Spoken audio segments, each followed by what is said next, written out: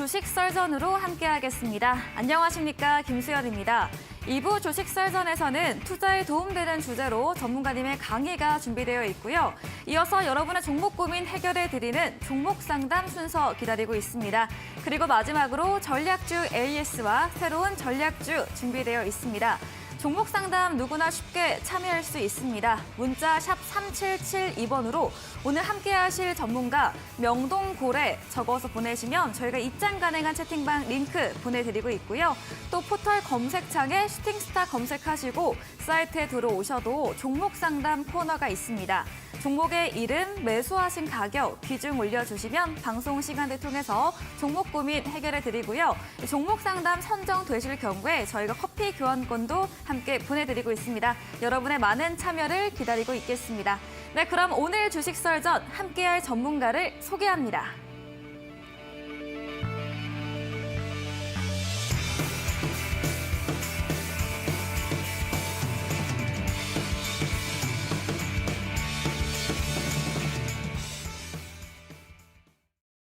네, 주식 썰전 오늘은 명동고래 전문가님과 함께합니다. 전문가님 어서 오세요. 네, 안녕하십니까. 네, 반갑습니다. 반갑습니다.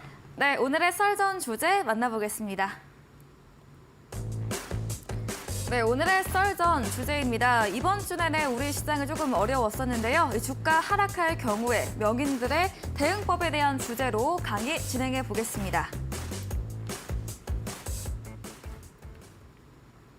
네, 썰전 주제 확인해 보고 왔습니다. 주가 상승할 때 말고 주가 하락할 경우에 어떻게 방어하면 되는지 명인들의 대응법 한번 들어보도록 하겠습니다.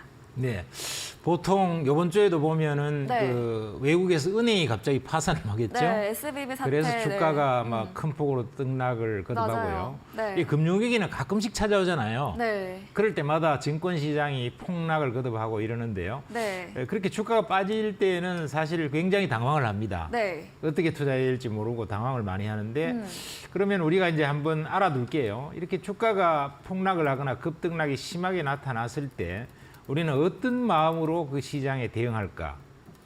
네. 그거 정말 중요한 얘기죠. 뭐 안절부절을 못하거나 공포에 질리거나 네. 아니면은 뭐 소주나 그냥 막걸리 한 잔 마시고 잠을 자는 사람도 있고 별 대응이 있는데요. 네. 그럴 때 우리는 현명하게도 세계 최고의 투자의 명인들은 도대체 네. 어떤 마음가짐으로 투자를 할까? 그러니까 이렇게 오늘의 주가 하락이라는 말이 예. 단순한 조정이 아니라 이렇게 예. SVB 사태나 금융 불안 여파까지 큰 매크로적인 리스크로 크게 하락할 때 말씀하시는 걸까요? 뭐 그런 것뿐 아니라 네. 일방적으로도 최근 같은 것도 하루 이틀 정도는 네. 급락이 있었죠. 그런 장까지 포함해서 우리가 이 시장이 하락했을 때 네. 어떤 마음으로 그 시장에 대응을 하면은 네. 투자를 잘할 수 있을까 이런 얘기죠. 네. 자, 그러면은 이 주가 하락 시에 명인들은 도대체 어떻게 투자를 하고 마음을 가졌을까 하는 것을 우리가 살펴볼 필요가 있겠습니다. 먼저 세계 최고의 투자 명인이라고 할 수 있는 워렌 버핏은 도대체 주가 하락할 때는 어떤 마음을 가질까 하는 것입니다. 워렌 버핏이 늘 주가 하락에 대해서 5가지 얘기를 얘기했어요. 주가가 하락할 때는 이 5가지의 마음을 가지고 대응을 하라. 그러면은 성공적인 투자를 할 것이다. 이렇게 얘기를 했다는 거죠. 첫 번째가요. 시장 흐름에 휘둘리지 말고 평정심을 유지하라. 이렇게 얘기를 했습니다. 보통 우리가 주가가 뭐 한 30포인트, 50포인트 꽤 많이 빠지게 되면은요. 시장 흐름에 휘둘려 가서 평정심을 유지를 못 합니다. 그래서 공포심을 가지거나 또 불안 심리를 가지거나 어쩔 줄 모르는 그런 마음을 가지게 되죠. 그랬을 때 이런 그 시장 흐름에 휘둘리지 말라는 것입니다. 그래서 아주 평정심을 가지고 내면의 평화를 유지하라 이런 얘기고요. 그다음에 두 번째는 시세를 보지 말고 사업 가치의 변화를 봐라 이렇게 얘기를 하고 있습니다. 시세를 보지 말라는 거예요. 그런데 우리가 주가가 많이 빠지면 빠질수록 점점 더 시세를 열심히 쳐다봐요. 예를 들면 한 50포인트 정도 빠졌다 장중에 그러면은 굉장히 많이 빠진 거죠. 그러면 어떤 종목은 뭐 5%, 10% 빠진 것도 있고요. 그러면은 이제 수익률 또 계산해 보면서 내가 손실을 얼마 받나 이래갖고 따져보고 아주 공포에 질리고 안절부절 어쩔 줄 모르는 사람들이 참 많습니다. 그러지 말라는 거죠. 시세를 보지 말고 이런 50포인트 폭락장에 무슨 변수가 나타나서 그 장이 하락했겠죠. 근데 그 변수가 이 회사의 사업 가치의 변화를 얼마나 주는가 이런 것을 따져보라는 거예요. 네.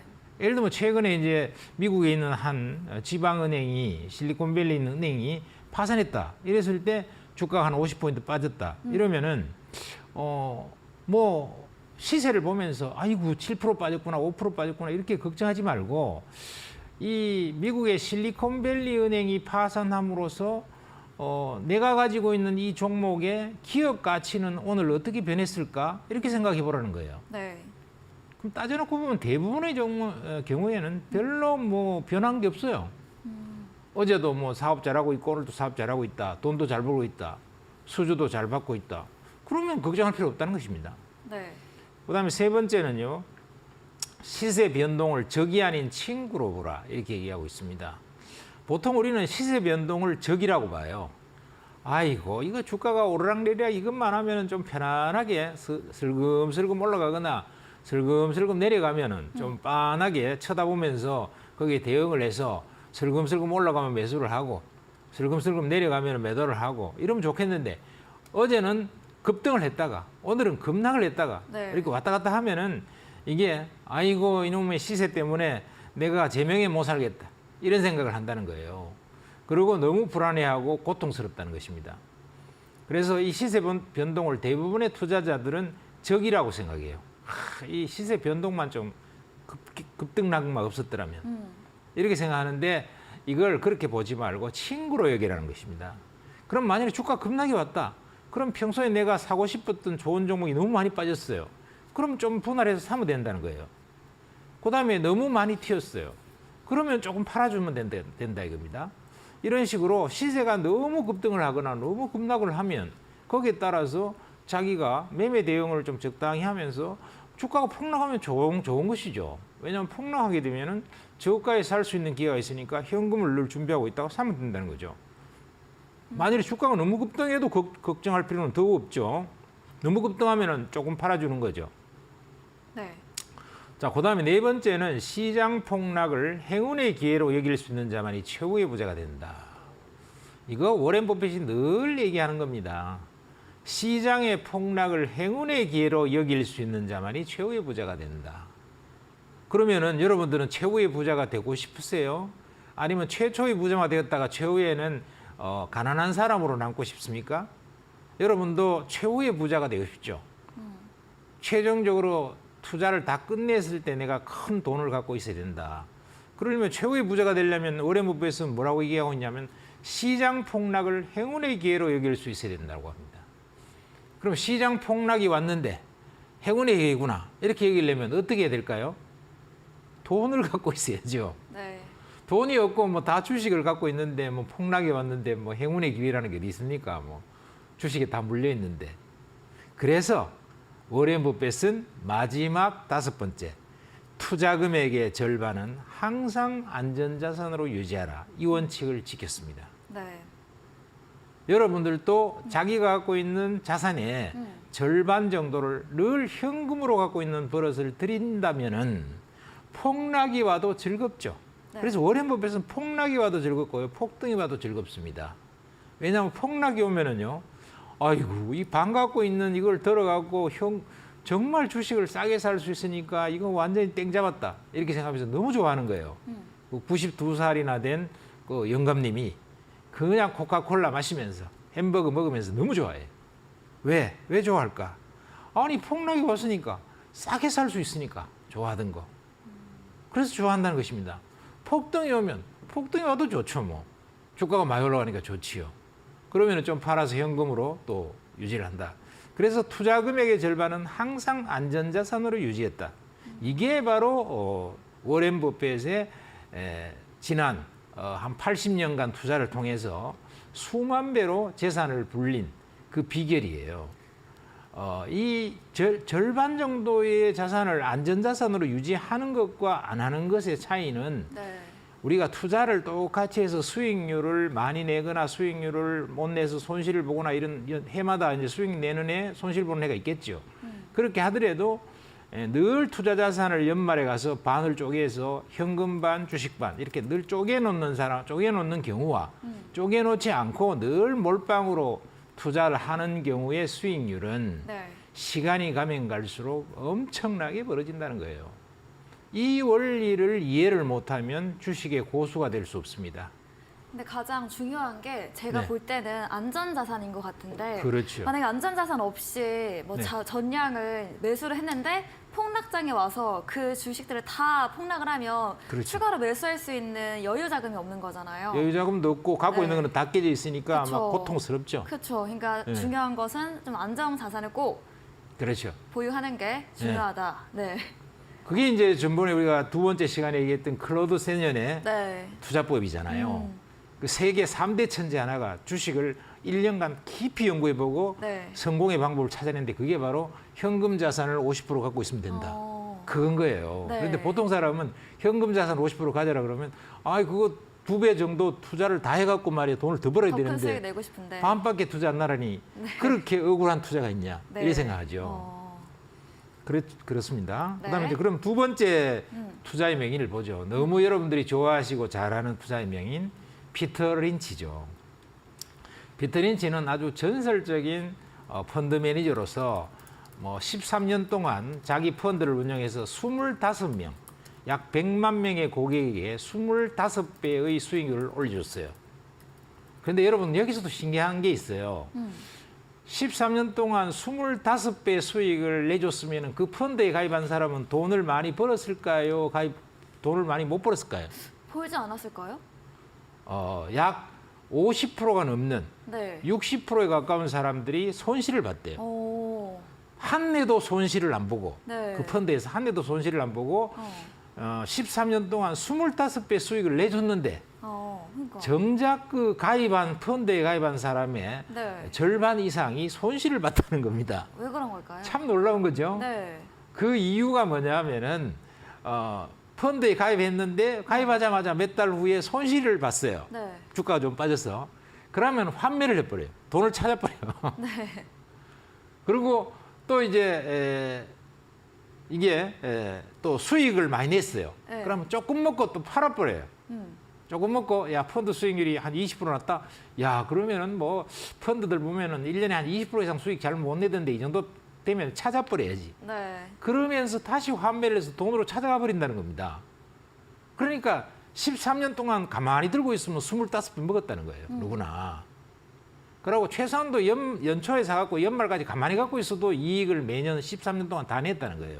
손실을 안 봤다는 것입니다. 네. 그런데 이거를 주가가 좀 떨어진다고 팔아버리고 주가가 좀 오른다고 또 환매해버리고 이래버리면 그래서 펀드에 가입했다가 환매했다가 이 미국 같은 거 그게 자유로운가 봐요. 펀드에 가입과 환매가. 그리고 왔다 갔다 이래버리니까 우리나라로 따지면 단기 매매하는 꼴이죠. 그렇게 단기 매매를 해버리니까 수익을 내지를 못하더라는 겁니다. 자, 그래서 이 피터 린치 여러분들이 그러면 투자 원칙을 어떻게 잘 지키느냐는 것이 굉장히 중요하다. 이런 것을 알 수 있게 되겠고요. 첫 번째 주가 하락은 그런 피터 린치가 뭐라고 얘기했냐면은 첫 번째로 주가 하락은 일상적인 거다. 주가 하락은 늘 있다는 겁니다. 예를 들면 다음 주에 주가 하락 올 수도 있고요. 다음 달에 주가 하락이 올 수도 있고 봄에 주가 하락을 할 수도 있고 여름에 할 수도 있고 네. 언제나 뭐 주가 하락은 있을 수 있다는 거죠.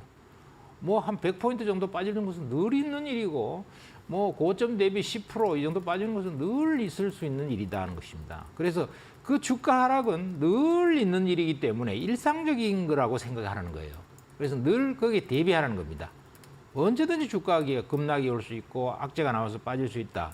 이렇게 생각을 하라는 것이고 두 번째는 주가 하락은 좋은 주식을 사게 살 절로의 기회라고 생각하라는 것입니다. 주가가 떨어졌다. 그러면은 야 좋은 주식 정말 사게 살 수 있어서 절로의 기회가 왔네. 이렇게 생각을 해야지 주가가 떨어지면은 늘 아이고 정말로 이거 주가가 떨어져서 손실이 많네 이러면서 걱정이 잔뜩 되고 불안스럽고 공포가 되면 안 된다는 거예요. 그러면 오늘 여러분들도 가슴에 손을 얹고 스스로 자문을 해보십시오.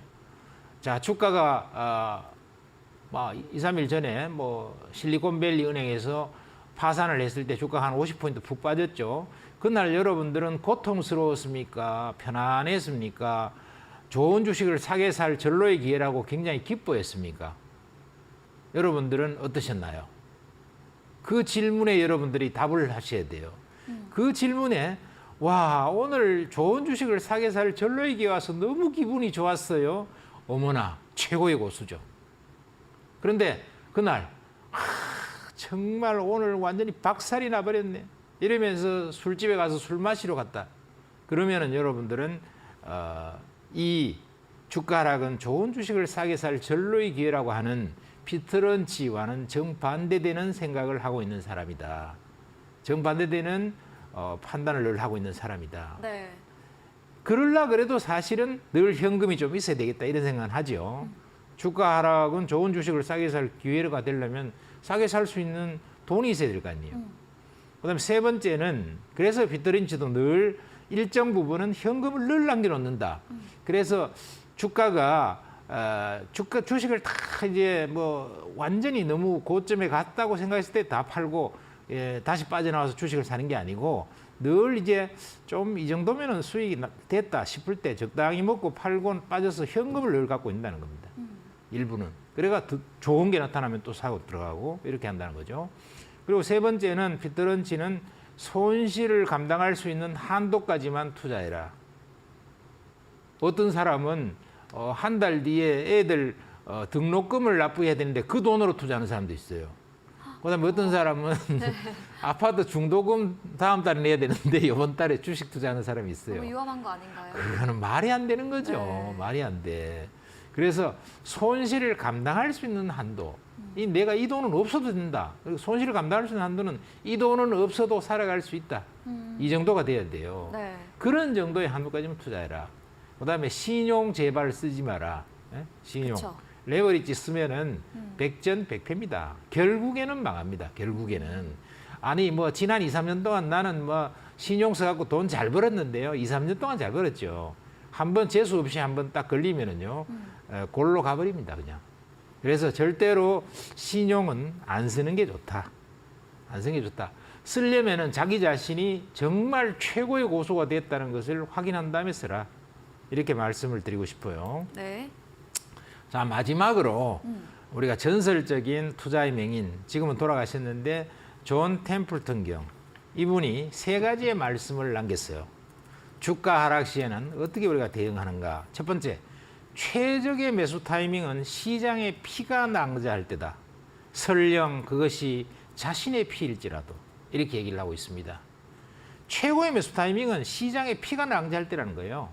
그러니까 주식으로 손실을 봐서 정말로 뭐 울고 불고 정말 아주 주식 시장에 박살이 나 있는 그런 상태. 설령 그것이 자신의 피일지라도 이게 무슨 소리냐? 자신이 투자했는 그 자신의 계좌조차 아주 박살이 났다는 것입니다. 그럴지라도 그때가 바로 최적의 매수 타이밍이라는 겁니다. 그러니까 내가 내 계좌가 박살이 났다 이렇게 생각이 들면은 내가 주식을 어디서 현금이 있으면은 그걸 갖고 주식을 사야 된다는 얘기예요. 보통 그때는 공포심 때문에 못 사죠. 자, 두 번째는 시장 패닉이 오면 조용히 자신의 포트폴리오를 분석하라. 만일에 시장 패닉이 왔어요. 오늘 막 50포인트, 70포인트 많이 빠졌습니다. 그러면은 무슨 일을 해야 될 것인가?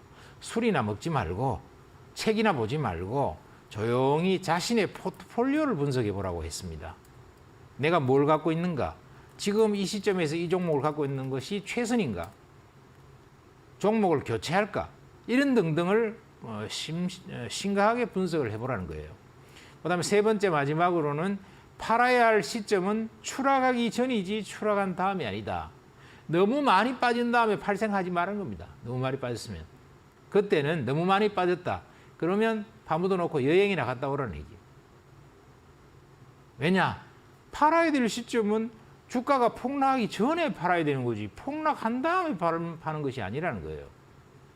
그래서 긴가민가 할 때 좀 혹은 흥분해서 과도하게 주가가 세게 올라갈 때부터 분할해서 조금씩 팔든지 아니면은 주가가 조금 빠지고 있을 때 자기가 신호를 알아채고 던지든지 이렇게 해야 되는 거지 많이 폭락한 다음에 팔아야 되겠다 이러면 안 된다는 것입니다. 자, 이런 세 사람의 투자 명인들의 주가 하락 시의 대응법 또 우리가 마음의 자세를 들어봤는데요. 이게 여러분들이 별것 아닌 것 같지만 이런 최고의 대가들의 명언을 늘 가슴 속에 생기고 주가 하락이 왔을 때 이것을 곰씹어 본다면 여러분들의 투자 능력과 또 멘탈은 굉장히 향상되어서 성공적인 투자를 할 수 있을 것이다. 이렇게 말씀드리고 싶습니다. 네, 주가 하락 시 명인들의 대응법. 먼저 워렌 버핏은 중요한 것은 안전 자산인 부분 다시 한번 염두에 두시고요. 또 피터 린치도 손실을 감당할 수 있는 한도 내에서 투자를 해야 한다는 부분이 이 워렌 버핏의 관점과 일맥상통한다는 점 확인해 봤고요. 그리고 마지막으로 존 템플턴의 이야기까지 들어봤습니다. 네, 말씀해 주신 명동고래 전문가님에게 방송 이후에도 자세한 전략을 듣고 싶으시면 문자 샵 3772번으로 명동고래 적어서 보내시면 저희가 입장 가능한 채팅방 링크 보내드리고 있습니다. 그리고 화면 하단에 QR코드도 보이시죠? 휴대폰 카메라 대시면 입장 가능하니까요. 들어오셔서 더 자세한 전략들 얻어가 보시면 되겠습니다. 저희 방송 이후에 오늘 9시부터 명동고래 전문가님께서 무료 온라인 공개 방송 예정 중에 계십니다. 공개 방송에서는 어떤 주제로 이야기해 주실까요? 네, 오늘은요. 최근에 뭐 주도주 오늘 2차 전지도 좀 많이 빠졌고 또 네. 어떤 것들은 올라가고 이러고 있는데요. 우리가 주도주가 조정받았을 때는 어떻게 대응 전략을 펼칠 것인가 여기에 대해서 말씀을 드리도록 하겠습니다. 네, 잠시 후 이어지는 9시 명동고래 전문가님의 무료 온라인 공개 방송에서는 이런 썰전과 일맥상통하게 이 주도주가 조정받았을 때 어떤 대응 전략이 유효할지 이에 대한 주제로 이야기해 주신다고 합니다. 포털 검색창에 슈팅스타 검색하시고요. 사이트에 들어오시면 명동고래 전문가님 사진 바로 아래 방송 입장 가능한 버튼이 있습니다. 클릭하시고 9시부터 함께 보시면 되겠습니다. 준비된 이벤트도 있습니다. 마지막 코너 도전 상한가에서 전략주에 대한 힌트를 알려드리고 있습니다. 힌트를 듣고 정답을 아시는 분들도 9시 명동고래 전문가님의 무료 온라인 공개 방송에 들어오셔서 채팅창에 정답을 올려주시면 커피 교환권도 함께 보내드리겠습니다. 오늘 썰전 주제 정리해보고 돌아오겠습니다.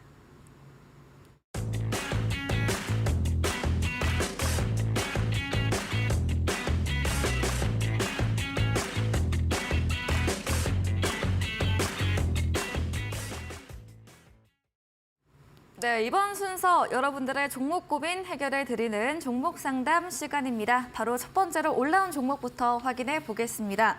첫 번째 종목은 TYM입니다. 매수가 2,600원이고요. 비중 15%입니다. 이 농기계 관련주 오늘은 1% 넘게 하락하면서 2,320원으로 거래되고 있는데요. 최근 3월 초부터 좀 계속해서 우하향 추세를 보이고 있는데요. TYM 어떻게 하면 좋을까요?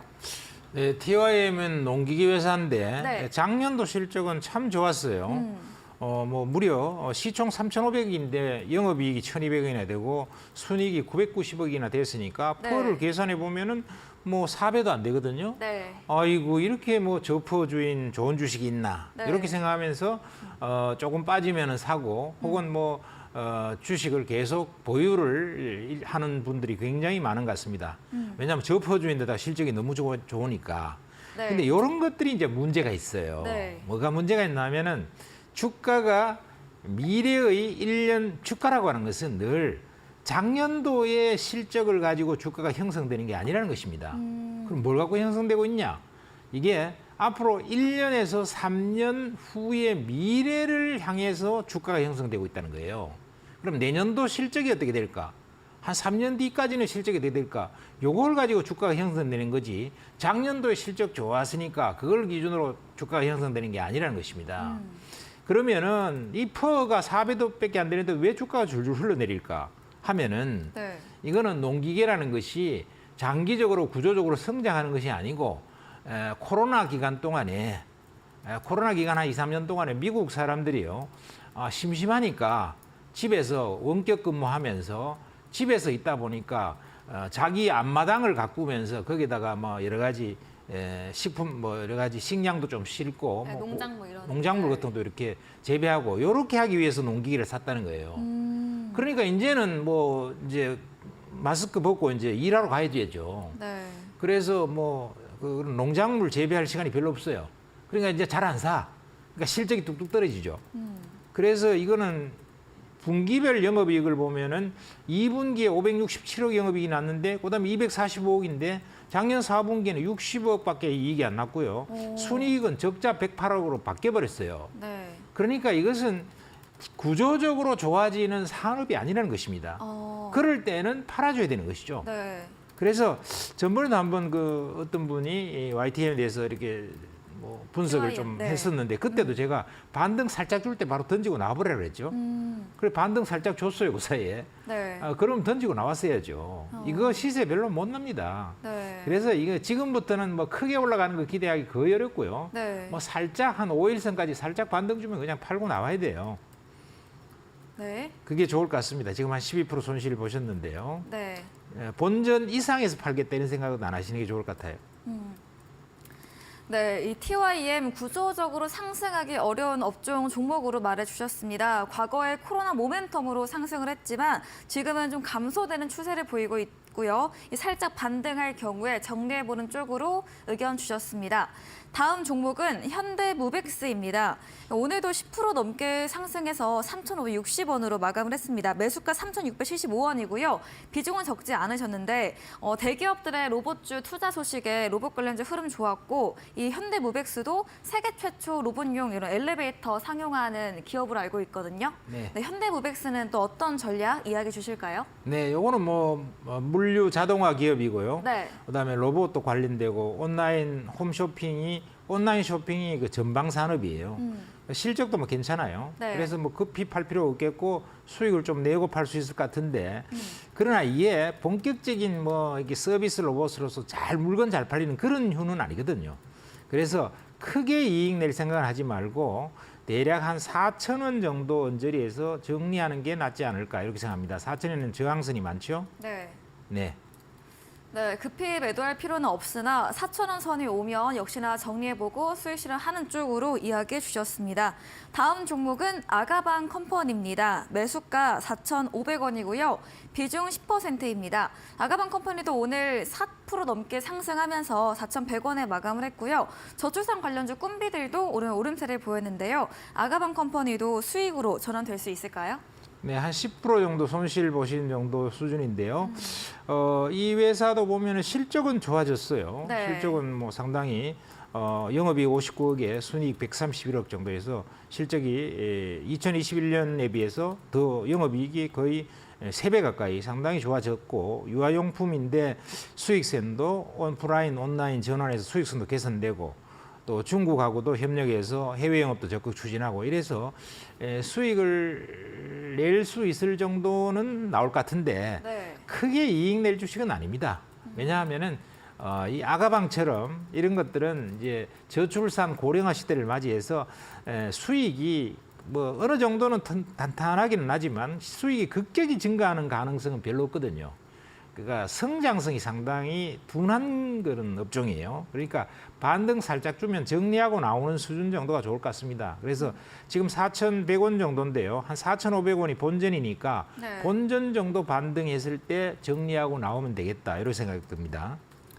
네, 실적은 나아졌지만 약수익은 가능하되 큰 수익은 어려울 거를 말해주시면서 매수가신 4,500원 본전 구간에서 매도로 의견 주셨습니다.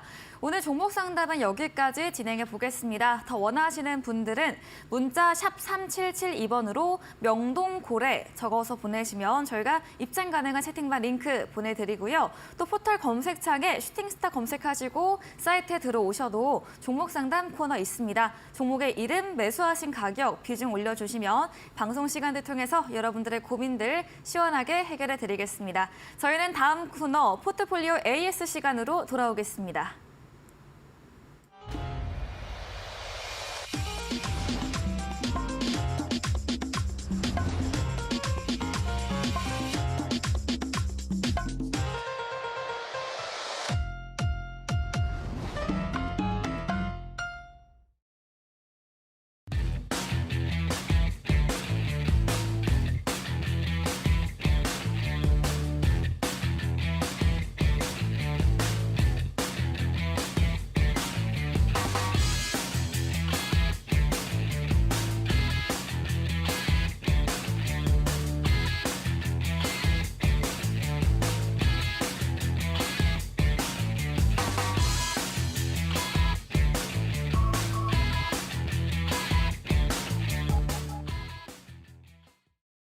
네, 이번 시간은 전략주 AS 시간입니다. 전문가님께서 방송 중에 추천드린 종목들에 대해서 또 어떤 전략이 가능할지 이야기 나눠보겠습니다. 첫 번째 종목부터 바로 AS 들어가 보겠습니다. 지난 1월 9일에 매수했던 소카입니다. 소카가 지난주 방송 출연 때에 비해서도 계속해서 조정이 나오고 있는데요. 네. 주도 테마에서 좀 소외되면서 시장에 관심이 쏠리고 있지 않아서인지 이 소카 앞으로 어떻게 보실까요? 네, 뭐 실적 관련 기술주 이쪽은 인기가 좀 많이 떨어졌는 것 같아요. 그러니까요. 이런 걸 보면은 단기적인 관점에서 보면은 역시 실적 좋아지는 것 갖고는 주가가 안 나는 네. 비인기 상태에 있다. 네. 이렇게 말씀드릴 수 있겠고요. 네. 그렇지만은 장기적으로 보면 이것도 이제 플랫폼주고 플랫폼주는 지속 성장성 갖고 있죠. 뭐 카카오, 네이버 같은 성격이라고 볼 수 있겠는데, 그리고 플랫폼주 치고는 시총이 너무 적어요. 그리고 실적도 흑자 전환이 났고, 흑자 전환된 플랫폼주가 시총이 한 5, 6천억대 이 정도 있다 그러면 또 시장 점유율은 1등인데요. 네. 그건 참 싸다는 생각은 들고 비중이 작으시다면은 뭐 네. 그냥 보유 전략으로 가져가셔도 되겠다 이렇게 생각되고요. 비중이 조금 크면은 이런 것들은 반등 살짝 나올 때 이용해서 좀 줄여갖고 좀 더 수익 높은 쪽으로 옮겨가는 게 좋겠죠. 그래서 비중의 문제라고 생각되고 비중이 한 5%, 10% 정도 적당한 수준이라면은 이런 것들은 길게 포트폴리오 차원에서 가져가시는 것도 좋다 이렇게 생각됩니다. 네, 이 소카가 단기로는 유행 테마가 아니기에 수익률이 좀 저조하지만 장기로는 가치 성장주로 장기 관점 비중 적다면 보유로 의견 주셨고요. 비중이 클 경우에는 반등 때 좀 줄여보자는 의견 주셨습니다. 다음 종목은 2월 13일에 매수했던 KPF입니다. KPF가 오늘 장중에 17% 급등 나왔고요. 또 종가도 9% 상승하면서 마감을 했고 최고가 수익률 25% 넘게 달성한 종목입니다. SBB테크 이런 모멘텀도 있다고 말해주셨는데 KPF 그렇죠. 네, 또 어떤 이야기 들어볼 수 있을까요? 네, 이게 로봇 관련주를 그 자회사로 네. 갖고 있어서 그 네. 지분 가치만 해도 지금 주가보다도 훨씬 더 높은데요. 네. 뭐 굉장히 저평가된 거는 맞습니다. 그런데 다만 이런 것도 너무 크게 보면 안 된다고 전번에 말씀드렸죠. 왜냐하면 지분 가치, 자산 가치 개념이니까 이 사업 가치가 대단하면은 이거 주가 적극적으로 오래 갖고 있으면 좋은데 지분 가치에 해당되는 거니까 앞에 고점 한 7,500원 요 정도에서 정리를 하시는 것도 좋다 이렇게 말씀을 드렸습니다. 전번에. 네, 아주 깔끔하게 KPF는 고점 7,500원 선에서 정리해보는 쪽으로 수익 실현해보는 쪽으로 의견을 주셨습니다. 다음 종목은 2월 6일에 매수했던 에코프로 HN입니다. 이 종목도 전문가님께서 실적이 가파르게 좋아지고 있는 기업으로 말씀해 주셨고요. 친환경 이런 관련 주로 좀 20만 원 고점 대비해서는 주가가 여전히 저평가되어 있다 이런 말씀 주셨거든요. 에코프로 HN은 또 어떤 전략 들어볼 수 있을까요? 네, 이거는 뭐 사서 수익을 꽤 많이 냈죠. 네. 상한가 한번 먹고 네, 그다음에 또 한번 65% 수익률 넘게. 크게 나고 네. 그래서 한 50% 정도 수익이 났던 주식인데 그거는 만일에 안 팔으셨다면은 지금 계속 갖고 계셔도 상관이 없어요. 왜냐면 에코프로 그룹이니까 좋은 그룹인데다가 네. 환경 관련주에서 실적도 아주 가파르게 나오고 있습니다. 그래서 어쨌든 환경은 유럽에서도 굉장히 중요하게 생각하고 지금 있는 지역 오늘 저점 정도 수준이 앞에 고점에 머리에 걸려 있어서 지지력도 여기서는 굉장히 강할 것 같아요. 네, 좀 갖고 계셔도 되겠고 만일에 이걸 갖다가 단기 매매로 좀 팔고 싶다 그러면 한 8만 원 정도 시세 주면은 파는 것도 좋겠다 이렇게 생각이 됩니다. 네, 에코프로 HN 이런 실적도 탄탄하고 앞으로도 보유 가능한 종목으로 이야기해 주셨습니다. 단기 투자 관점으로 접근할 경우에는 8만 원 정도 선에서 수익 실현해 보는 쪽으로 의견도 제시해 드렸습니다. 다음 종목은 2월 20일에 매수했던 2차 전지 관련주 엠플러스인데요. 오늘 주가가 반등세가 나왔습니다. 이 파우치형 관련주로 전문가님께서 지난주에 주가 조정이 좀 있지만 크게 염려할 부분이 아니다 이렇게 좀 안도감 있게 말씀해 주셨거든요. 네. 네, 엠플러스는 또 어떤 이야기 네, 하실까요? 엠플러스는 파우치형에 관련되는 그런 네. 제품을 생산하는 회사인데 네, 주가가 주구장창 빠져갖고 굉장히 바닥권에 있었죠. 네, 바닥권에 있는 거기 때문에 지금 오늘 뭐 2차 전지 주식들 많이 빠진데 거꾸로 올랐잖아요. 네. 그래서 워낙 바닥이라서 팔 필요가 전혀 없겠고요. 오. 파우치형은 우리나라에서 이 배터리 셀 회사들이 시간이 가면 갈수록 점점 파우치를 많이 쓰게 되어 있습니다. 네. 품질이 좋고 이러기 때문에요. 그래서 이거는 좀 길게 가져가면은 분명히 시세를 한번 줄 때 있다. 특히 요게 이제 파우치형은 수주가 조금 늦기 때문에 원래 아마 하반기 실적이 좋을 것 같아요. 그래서 갖고 계셔도 좋겠다 이렇게 생각합니다. 네, 20일에 매수했던 엠플러스 이 파우치형 2차 전지 관련주로 주가가 지금도 바닥권에 있어서 매도할 이유가 없다 의견 주셨고요. 파우치 산업이 이제 시작인 점 말씀해 주시면서 장기적 관점으로 계속해서 홀딩으로 의견 주셨습니다. 다음 AS 종목입니다. 2월 27일에 매수했던 역시나 2차 전지 관련주 DI 동일인데요. 15일 수요일 날 주가가 15% 급등세가 나왔습니다. 목표가 넘겼던 종목인데 전문가님께서 지난주에 보유 잔량으로 보유를 하면서 추가 수익을 더 기대해보자 말씀해 주셨고 네. 수요일 날 추가 시세가 또 나왔습니다. 네. 이제 어떻게 보면 좋을까요? 네, 그 앞에 고점 정도에서는 단기 매매해도 좋고 아니면 네. 보유 전략으로 가져가도 좋다 이랬겠죠. 네. 최고점에 딱 왔기 때문에 저항선이 한번 팔았으면 뭐 좋았을 수도 있고요. 아니면 좀 장기로 가져도 돼요. 실적도 워낙 좋고 네. 이러기 때문에 또 2차 전지 쪽에 성장 섹터이기 때문에 조금 여기 눌림목 좀 있다가 다시 갈 거다 이렇게 봐집니다. 좀 자세한 가격 전략도 알려주실까요? 언제 가격 선에서? 전략은 네. 단기 매매하려고 그러면 2만 앞에 8,000원이죠. 거기서 네. 다시 팔아버리면 될 거고요. 장기로 가져갈 것 같으면은 이거는 실적이 계속 성장할 거니까 뭐 한 6개월 정도 버티는 것도 좋다 이렇게 생각하죠. 네, 단기 이렇게 투자면. 가격 전략까지 이야기해 주셨습니다. 다음 종목은 3월 6일에 매수했던 3기 EV입니다. 수요일부터 좀 추가 강세로 전환이 되었고 지금은 그래도 울림 구간이 있는데요. 2차 전지 조정 받으면서 이렇게 눌린 걸까요? 아니 이것도 이제 눌렸다기보다도 네. 원래 이것도 조금 이 수주가 조금 늦어져서 네. 실적 수반이 가파르게 일어나는 게 시간이 조금 걸리는 그런 파트였어요. 네. 그러니까 그러나 실적은 되게 좋아져요. 그러니까 바닥을 찍고 이제 올라오기 때문에 출발 초기라고 보고요. 계속 보유 전략까지 가시면 좋을 것 같습니다. 네, 3기 EV도 보유로 의견 주셨습니다. 네, 이렇게 AS 진행해 봤는데요. AS 진행해 네, 죄송합니다. 한 가지 더 종목이 남아있네요. 3월 13일에 매수했던 M2I입니다. 매수가 1,090원에 수익률 5% 넘게 달성한 종목인데 M2I는 또 어떤 전망 주실까요?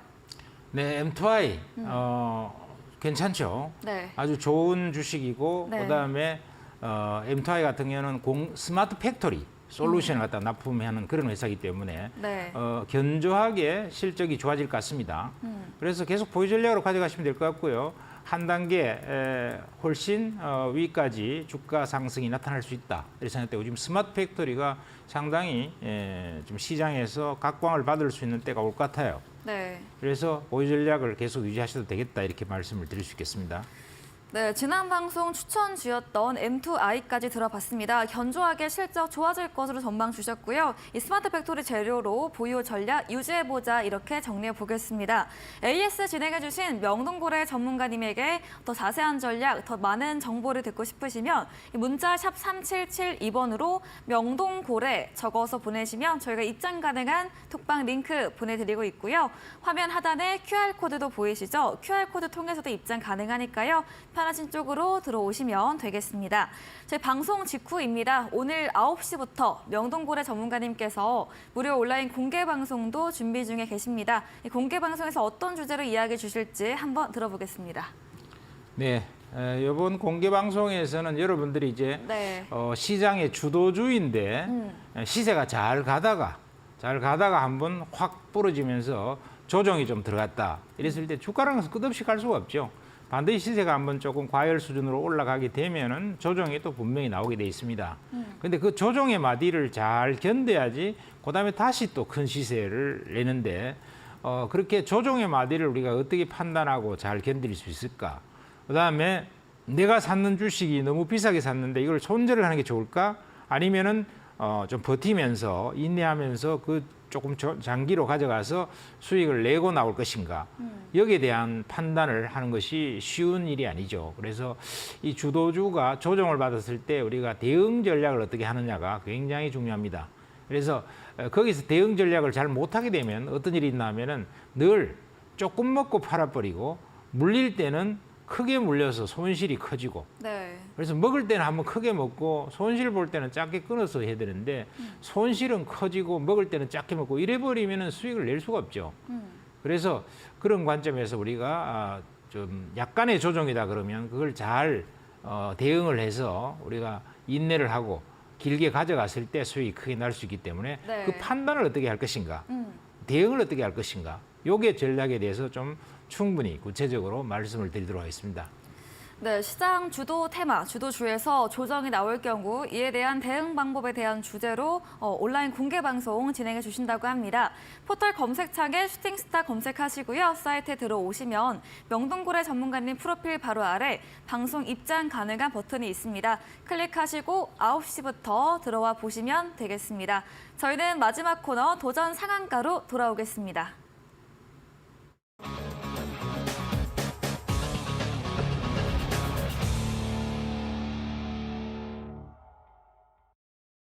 네, 도전 상한가입니다. 이번 주 새로운 전략주를 들어보는 시간이죠. 명동고래 전문가님의 전략주에 대한 힌트 한번 들어보도록 하겠습니다.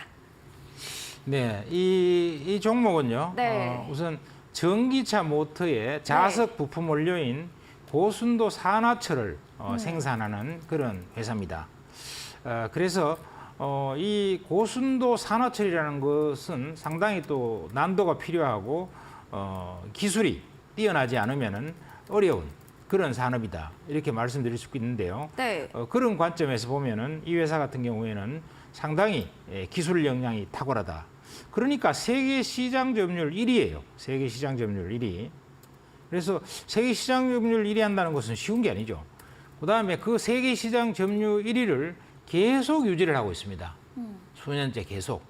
그래서 세계 시장 점유율 1위를 계속하고 있는 수준의 품질에 자신이 있다. 그리고 전문 기업이다 하는 것이고, 그것도 품목 자체가 전기차 모터의 자석 부품의 원료, 핵심이죠. 전기차라는 것은 배터리하고 모터 이런 것들이 굉장히 잘 돼 있어야 되는데, 그게 모터의 자석 부품의 원료를 생산하는데 그 품질이 세계 최고 수준이고 시장 점유율이 세계 시장 점유율이 1위라는 것입니다. 그런 의미에서 굉장히 좋을 수 있다. 이렇게 말씀을 드릴 수 있는 거죠. 그럼 품질이 얼마나 좋으냐, 그걸 뭘로 갖고 검증해 볼까? 이랬을 때 중국에는 TDG라는 회사가 있고요. 일본에는 TUX라는 회사가 있는데 TDX라는 이런 회사가 있는데, 이런 회사들은 세계적인 회사들입니다. 이 세계적인 회사들을 우량 고객사로 확보하고 있다. 이 회사는 거기에 납품을 하고 있다는 거예요.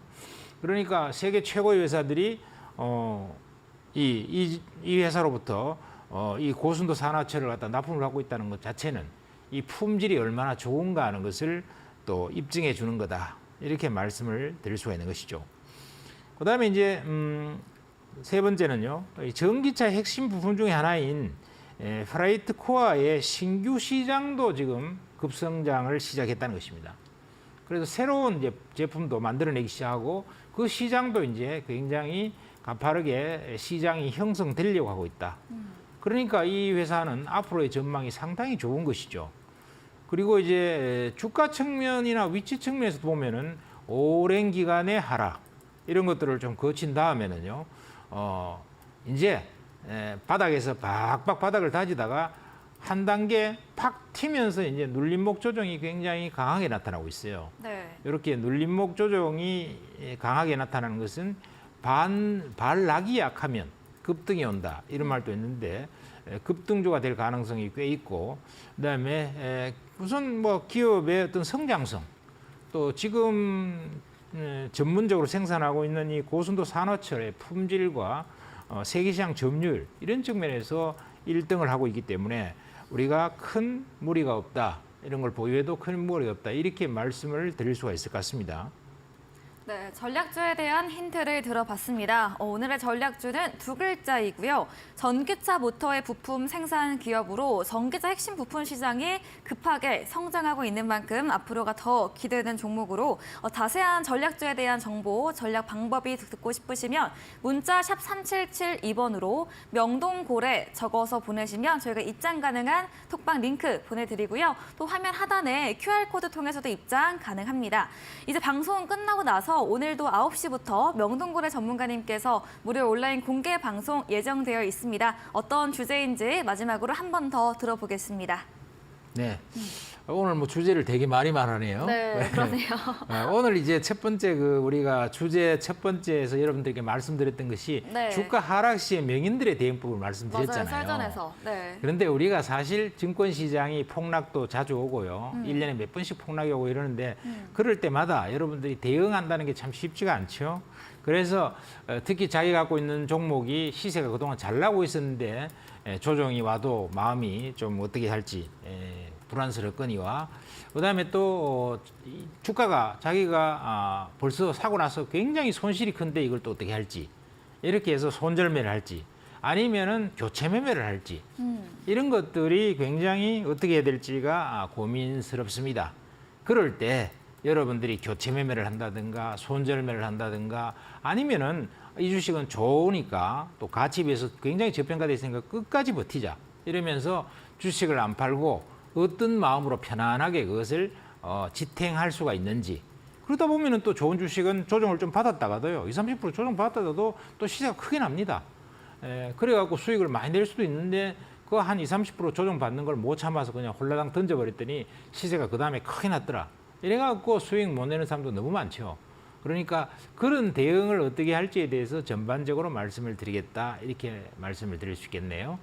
네, 잠시 후 이어지는 명동거래 전문가님의 9시 무료 온라인 공개 방송에서는 이런 1월, 3월 1분기에 대한 마무리와 함께 주도주 종목 테마가 조정받을 경우 어떻게 대응할 수 있을지 이에 대한 전략에 대한 주제로 진행해 주신다고 합니다. 포털 검색창에 슈팅스타 검색하시고요. 사이트에 들어오시면 명동거래 전문가님 프로필 바로 아래 방송 입장 가능한 버튼이 있습니다. 잠시 후인 9시부터 함께 보시면 되겠습니다. 이번 주 우리 시장이 금융 사태로 불안불안하게 등락을 거듭하다가 그래도 오늘은 플러스권으로 마감을 했습니다. 다음 주 시장 전망은 또 어떻게 보실까요? 네, 지금 뭐 이번 주는 변동성이 엄청 심했죠. 네. 그래서 여러 가지 은행의 파산 사태도 있었고요. 또 추가적인 다른 은행조차도 그 파산설이 나와서 굉장히 어려웠는데 금융 지원 때문에 또 반등도 한번 세게 있었고 해서 이 등락과 변동성이 참 심했어요. 우리 주저도 왔다 갔다 하면서 이쪽으로 한 시세가 나고 또 한번 저쪽으로 시세 나고 이래서 왔다 갔다 하고 이러는데 월요일 장의 전망도 이런 그 현상은 이어질 거다 생각됩니다. 그러나 금융 우려는 좀 상당히 가시고 있다. 왜냐하면 한 세 가지 측면에서 여러분들이 금융 시장의 금융 위기에 관한 부분은 걱정 안 해도 되지 않을까 이렇게 봐지는데 그것은 첫 번째 미국이 어떻게 대응했냐 하면 앞으로 모든 은행에 대해서 예금자를 전액 보호하겠다 이렇게 얘기했죠. 네. 예금 부분은 다 보호해주겠다는 것입니다. 굉장히 강력한 정부의 의지를 발현시킨 거고요. 그다음에 유럽도 마찬가지고 그래서 네. 금융 불안은 많이 안정될 것 같습니다. 네, 이렇게 다음 주 장 전망까지 이야기 들어봤습니다. 네, 오늘 저희가 준비한 내용은 여기까지입니다. 본 방송에서 제공해드린 정보는 투자 판단에 대한 조언일 뿐 정보의 상승과 하락을 보장하지 않는다는 점 참고해 주시기 바랍니다. 네, 오늘도 끝까지 함께해 주신 여러분 진심으로 감사합니다.